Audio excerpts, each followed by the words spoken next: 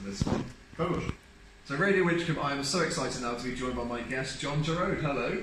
Sorry, I'm a German Dodger.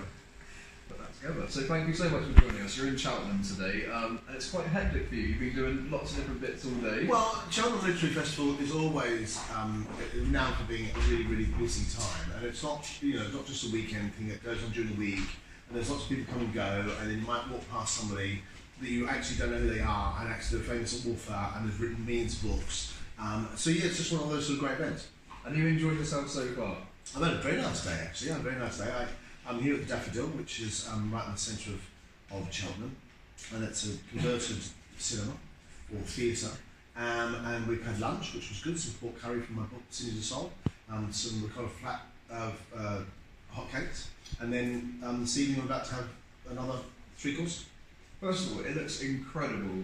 I've just been upstairs and looked from downstairs. It looks amazing. So, what can people expect from your set tonight, apart from amazing food? Well, the idea tonight, I suppose, is to try and look at the food, but try and be inspired. Is all I say.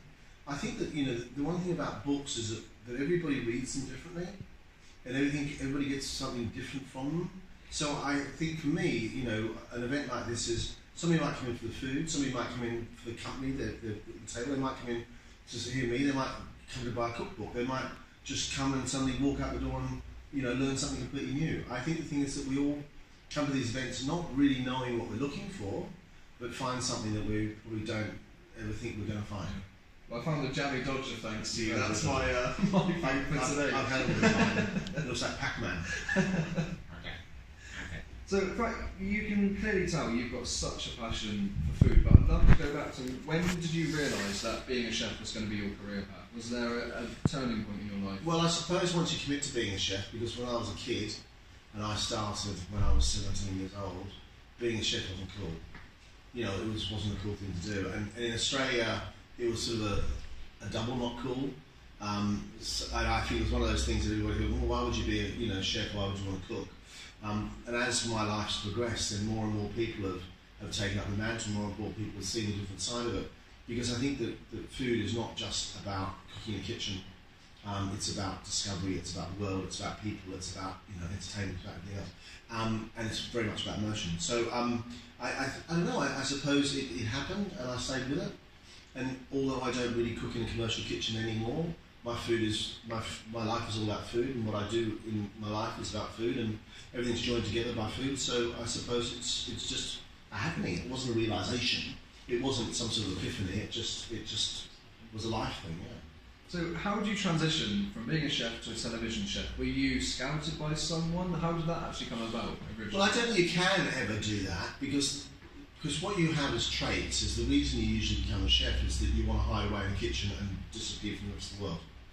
And that usually, in my view, especially young people, is the stage of metamorphosis, and that's where sort of growing up becomes really important, and you change from being your, post-pubertic sort of person to becoming an adult.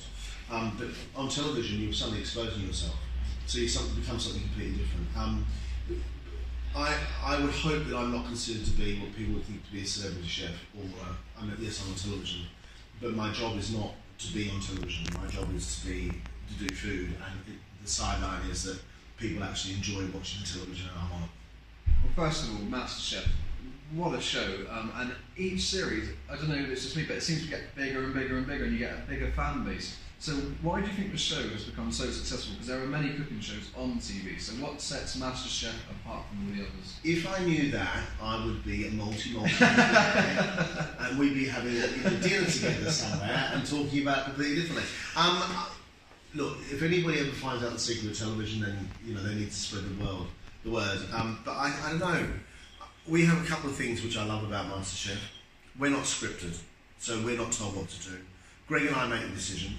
We have the same camera crews and sound guys as we've had since we started 14 years ago. We don't have a big set. We don't have hair. We don't have makeup. We don't have any of that sort of stuff. We walk down the set. We get told we're going to introduce them something. We ask what the task is. We're told what the task is, and then we use our own words and we do it.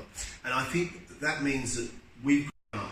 The people and viewers have grown up with us. Everybody's grown up around us, And what's happened is food's changed in this country very much over those 15 years. 1.5 decades is a long time.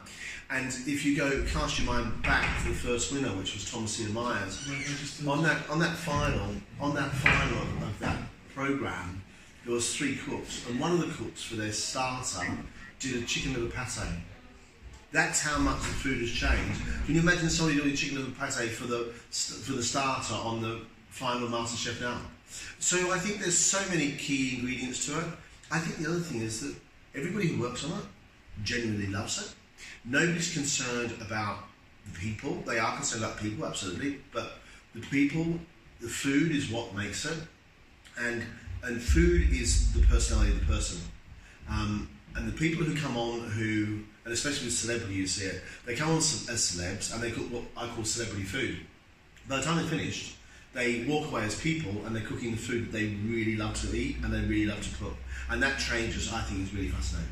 And you have had many famous faces on the shows. Is there one for you that stands out as your favourite? Tony Hadley. Oh, actually, 2 of them. Tony Hadley, Midgeo.